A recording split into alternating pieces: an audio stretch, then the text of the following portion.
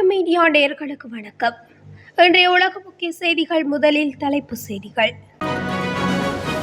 பாகிஸ்தானில் எக்ஸ்பிரஸ் ரயில் கடத்தல், 30 ராணுவ வீரர்கள் படுகொலை. டிரம்பிற்கு எதிராக திரும்பும் ஐரோப்பிய நாடுகள். நீண்டகால அமைதி, இருதரப்பு பொருளாதார உறவுகள். சவுதி அரேபிய இளவரசுடன் ஜெலன்ஸ்கி பேச்சுவார்த்தை. உக்ரைனுக்கு எதிரான டிரம்பின் நடவடிக்கை, ரஷ்யர்களுக்கு விடுக்கப்பட்டுள்ள எச்சரிக்கை. ரஷ்யாவுடனான 30 நாள் போர் நிறுத்தத்திற்கு தயார் உக்ரைன் இணக்கம். கனடா தொடர்பில் டிரம்பின் அதிரடி அறிவிப்பு. தொடர்பான விரிவான செய்திகள். பாகிஸ்தானில் கிளர்ச்சியாளர்களால் கடத்தப்பட்ட எக்ஸ்பிரஸ் ரயிலில் இருந்து பணைய கைதிகளாக இருந்த 104 பேர் மீட்கப்பட்டுள்ளனர். பாகிஸ்தானின் பலுசிஸ்தான் மாகாணம் குவாட்டா நகரில் இருந்து கைபர் பாக்துவா மாகாணம் பெசாவர் நகருக்கு ஜாவர் எக்ஸ்பிரஸ் ரயில் இயக்கப்பட்டு வருகிறது. இந்த ரயிலில் நேற்று சுமார் 400 பயணிகள் பயணித்தனர். பலுசிஸ்தான் மாகாணம் கூடலர் மிருகுன்றி நகர்களுக்கு இடையே மலைப்பாங்கான பகுதியில் சென்று கொண்டிருந்த போது ரயிலை பலுசிஸ்தான் விடுதலை இராணுவம் என்ற கிளர்ச்சி படையினர் கடத்தியுள்ளனர். சுரங்கப்பாதை அருகே மலைப்பகுதியில் ரயிலை நிறுத்திய கிளர்ச்சியாளர்கள் அதில் இருந்த பயணிகள் அனைவரையும் பணைய கைதிகளாக சிறைப்பிடித்தனர். இந்த ரயிலில் பாகிஸ்தான் ராணுவ வீரர்கள், போலீசார், உளவுத்துறை அதிகாரிகளும் பயணித்துள்ளனர். அவர்களும் பணைய கைதிகளாக சிறைப்பிடிக்கப்பட்டுள்ளனர்.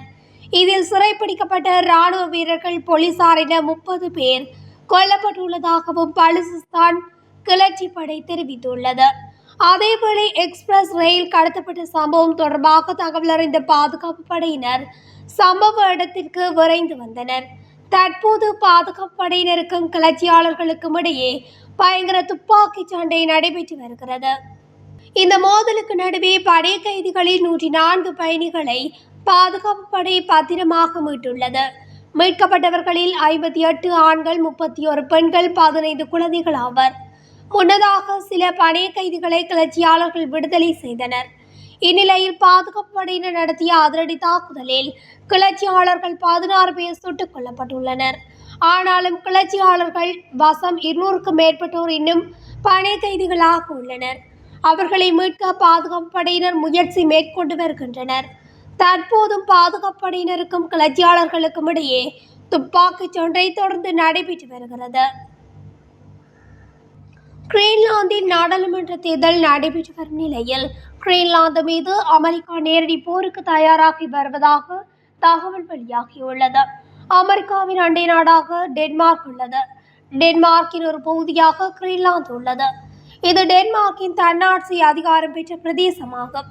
இந்நிலையில் கிரீன்லாந்தை கைப்பற்றப் போவதாக அமெரிக்க ஜனாதிபதி டொனால்ட் ட்ரம்ப் தொடர்ந்து கூறி வருவதால் அங்கு போர் நடத்த வாய்ப்பு இருப்பதாக தெரிவிக்கப்பட்டுள்ளது. இவ்வாறு இருப்பினும் கிரீன்லாந்தை கைப்பற்ற அமெரிக்கா போர் தொடுத்தால் அது மாபெரும் போராக மாறலாம். ஏனெனில் கிரீன்லாந்தை உள்ளடக்கிய டென்மார்க் நாடு என்பது நேட்டோவில் உறுப்பினராக உள்ளது. நேட்டோவில் மொத்தம் 29 நாடுகள் அங்கம் வகிக்கின்றன. இதில் அமெரிக்காவும் ஒன்று. ஆனால் நேட்டோவிலிருந்து அமெரிக்கா வெளியேற உள்ளதாக டொனால்ட் ட்ரம்ப் கூறி வருகிறார். இவ்வாறான சூழலில் அமெரிக்கா கிரீன்லாந்தில் போர் தொடுத்தால் நிச்சயம் நேட்டோ உறுப்பு நாடுகள் அமெரிக்காவுக்கு பதிலடி கொடுக்கும். ஏனெனில் நேட்டோவின் விதியின்படி அதில் உறுப்பினராக உள்ள நாட்டின் மீது யாராவது போர் தொடுத்தால் நேட்டோ நாடுகள் ஒன்றிணைந்து பதிலடி கொடுக்க வேண்டும். இதனால் அமெரிக்கா கிரீன்லாந்து மீது போரை தொடங்கும் பட்சத்தில் அது ஐரோப்பா அமெரிக்கா இடையேயான போராக மாறலாம். நேட்டோவில் ஐரோப்பிய நாடுகள் தான் அதிகம் உள்ளன. ஏற்கனவே உக்ரைன் மீதான ரஷ்ய போர் விவகாரத்தில் ஐரோப்பிய நாடுகளுக்கும் அமெரிக்காவுக்கும் இடையே பனிப்போர் காணப்படுகின்றது. இந்நிலையில் டொனால்ட் ட்ரம்ப் தலைமையிலான அமெரிக்கா கிரீன்லாந்தில் போரை தொடங்கினால் நிச்சயம் அமெரிக்கா ஐரோப்பிய நாடுகளிடையே போர் ஏற்பட வாய்ப்பிருப்பதாக சர்வதேச அரசியல் வல்லுநர்கள் தெரிவித்தனர். உக்ரைனின் வருங்காலம் பற்றிய நம்பிக்கைக்குரிய வார்த்தைகளை கேட்பது என்பது முக்கியத்துவம் வாய்ந்தது என்று ஜெலன்ஸ்கி தெரிவித்துள்ளார். உக்ரைனுக்கு எதிராக ரஷ்யா தொடுத்த போரானது 3 ஆண்டுகளுக்கு மேலாக நீடித்து வருகிறது. இதில் இருதரப்பிலும் பொதுமக்கள், வீரர்கள் என ஆயிரக்கணக்கானோர் கொல்லப்பட்டு உள்ளனர், காயமடைந்து உள்ளனர். உக்ரைனுக்கு பைடன் தலைமையிலான அமெரிக்க அரசு ஆதரவளித்தது, ஆயுதம் மற்றும் நிதி உதவியையும் வழங்கியது. ஆனால் ட்ரம்ப் தலைமையிலான அரசு உக்ரைனுக்கான ஆதரவில் இருந்து பின்வாங்கி வருகிறது. இதன்படி உக்ரைனுக்கான இராணுவ உதவியை ட்ரம்ப் தலைமையிலான அமெரிக்கா அரசு சமீபத்தில் நிறுத்தியது. இந்த சூழலில் உக்ரைனுக்கு அளித்து வந்த புலனாய்வு தகவலையும் நிறுத்துவது என அமெரிக்கா சமீபத்தில் முடிவு செய்துள்ளது. இது ரஷ்யாவுக்கு சாதக நிலையை ஏற்படுத்தும் என விமர்சிக்கப்பட்டது. இந்த நிலையில் உக்ரைனில் ரஷ்யா தாக்குதலை தீவிரப்படுத்தியுள்ளது. இதற்கேற்ப டொனட்ஸ்க், ஒடிஷா உள்ளிட்ட முக்கிய நகரங்களில் தாக்குதலை தொடுத்தது. இதில் பொதுமக்களில் 20க்கும் மேற்பட்டோர் பலியானார்கள். இதனால் போர் நிறுத்தத்திற்கான பேச்சுவார்த்தை அவசியத்துக்கு உரிய ஒன்றாகியுள்ளது. இந்த சூழலில் உக்ரைன் அதிபர் ஜெலன்ஸ்கி சவுதி அரேபியாவின் இளவரசர் முகமது பின் சல்மானை ஜெட்டா நகரில் சந்தித்து ஆலோசனை மேற்கொண்டார். இதில் உக்ரைன் நாட்டுக்கான நீண்டகால அமைதியை மீட்டுக் கொண்டு வருவது மற்றும் இருதரப்பு பொருளாதார உறவுகளை பலப்படுத்துவது ஆகியவை கவனத்தில் கொள்ளப்பட்டது. இது பற்றி எக்ஸ் சமூக ஊடகங்களில் ஜெலன்ஸ்கி வெளியிட்டுள்ள செய்தியில், அமைதி பேச்சுவார்த்தை முயற்சிகளுக்கு ஆதரவு அளித்து வரும் இளவரசருக்கும் முக்கிய பங்கு வகிக்கும் சவுதி அரேபியாவுக்கும் நன்றி தெரிவித்துக் கொள்கிறேன். உக்ரைனின் வருங்காலம் பற்றிய நம்பிக்கைக்குரிய வார்த்தைகளை கேட்பது என்பது முக்கியத்துவம் வாய்ந்தது. இதுபோன்ற உக்ரைனின் அதிகாரிகள் அடங்கிய குழுவினர் ஜெட்டா நகரிலே தங்கியுள்ளனர். அவர்கள் அமெரிக்க அதிகாரிகளை இன்று சந்தித்து பேச உள்ளனர். சவுதி அரேபிய இளவரசருடனான ஆலோசனையில் போரை முடிவுக்கு கொண்டு வருவதற்கு மற்றும் நமது அமைதியொன்றை ஏற்படுத்துவதற்கான தேவையான நடவடிக்கைகள் பற்றி விரிவான அளவில் பேச்சுவார்த்தைகள் நடத்தப்பட்டன. இதேபோன்று கைதிகளை விடுவிப்பது மற்றும் உக்ரைனிய குழந்தைகளை திரும்ப அழைத்து வருவது ஆகியவற்றிலும் கவனம் செலுத்தப்பட்டது என ஜெலன்ஸ்கி கூறினார். வருங்காலத்தில் ஏற்படுத்தப்படும் ஒப்பந்தங்களில் பாதுகாப்பு உத்தரவாதங்களுக்கு முக்கியத்துவம் கொடுக்கப்பட வேண்டும் என்றும் அவர் சுட்டிக்காட்டியுள்ளார்.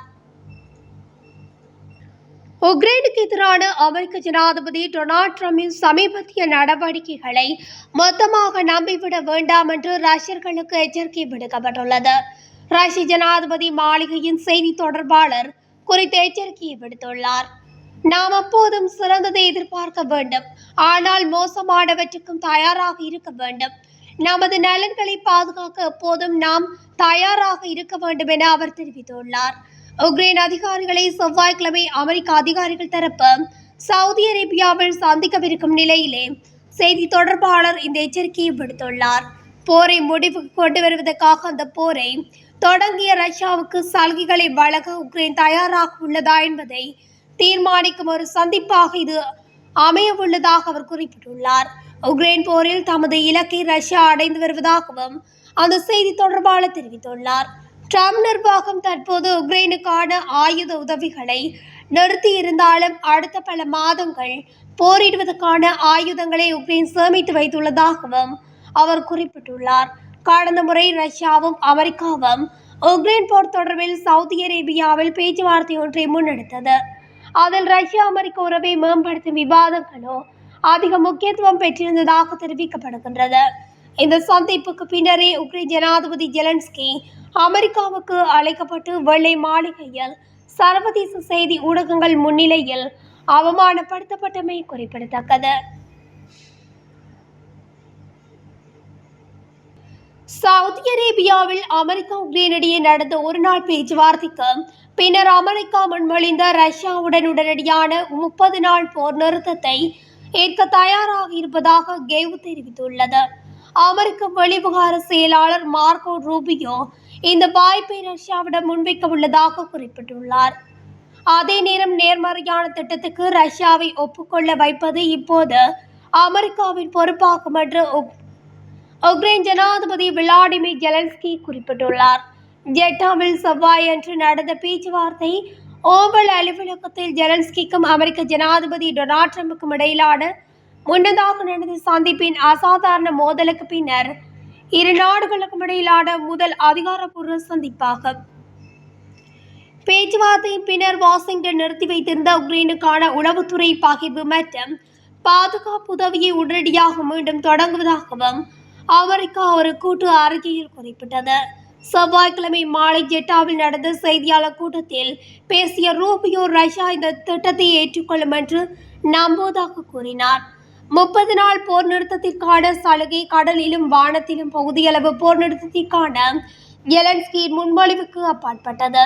ஜெட்டாவில் நடந்த பேச்சுவார்த்தையின் ஆக்கப்பூர்வமான தன்மைக்கு உக்ரைன் ஜனாதிபதி ட்ரம்புக்கு நன்றி தெரிவித்தார். எனினும் பேச்சுவார்த்தை தொடர்பில் மாஸ்கோ இன்னும் பதிலளிக்கவில்லை. பேச்சுவார்த்தையின் முடிவுகள் குறித்து வாஷிங்டனால் விளக்கம் அளிக்கப்பட்ட பின்னர் ரஷ்யா ஒரு அறிக்கையை வெளியிடும் என்று எதிர்பார்க்கப்படுகிறது. ரஷ்யா 2022 பிப்ரவரியில் உக்ரைன் மீது முழு அளவிலான படையெடுப்பை தொடங்கியது. தற்போது அது உக்ரைன் பிரதேசத்தில் சுமார் 20% கட்டுப்பாட்டை கொண்டுள்ளது. இதேவேளை போர் நிறுத்தத்திற்கான ராஜதந்திர பேச்சுவார்த்தைகள் இடம்பெற்றுக் கொண்டிருக்கும் நிலையில் உக்ரைனின் போர்கள் நிலைகள் குறிப்பாக ரஷ்யாவின் குர்ஸ்க் பகுதியில் கடும் அழுத்தத்திற்கு உள்ளாகியுள்ளமை குறிப்பிடத்தக்கது. கனேடிய இரும்பு மற்றும் அலுமினியம் மீதான வரியை 25% முதல் 50% வரை இரட்டிப்பாக்கப் போவதாக அமெரிக்க ஜனாதிபதி டொனால்ட் ட்ரம்ப் தெரிவித்துள்ளார். கனடா மற்றும் அமெரிக்கா இடையேயான வர்த்தக போர் ஆழமடைந்து வருகின்றது. கனடா அமெரிக்க மாநிலங்களுக்கு அனுப்பும் மின்சாரத்தின் மீது 25% வரி விதித்தது. இதற்கு பதிலடி அளிக்கும் வகையில் ஸ்டீல் மற்றும் அலுமினியம் மீதான கனடிய பொருட்களுக்கான வரியை இரட்டிப்பாக்க அமெரிக்கா தீர்மானித்துள்ளது. பதிலுக்கு கனடாவின் புதிய பிரதமர் மார்க் கார்னி நாங்கள் பின்வாங்க போவதில்லை என கூறியுள்ளமை குறிப்பிடத்தக்கது. இத்துடன் அகில மீடியாவினுடைய உலக முக்கிய செய்திகள் நிறைவடைகின்றன. தொடர்ச்சியாக செய்திகளை அறிந்து கொள்ள அகில மீடியாவுடன் இணைந்திருங்கள். நன்றி, வணக்கம்.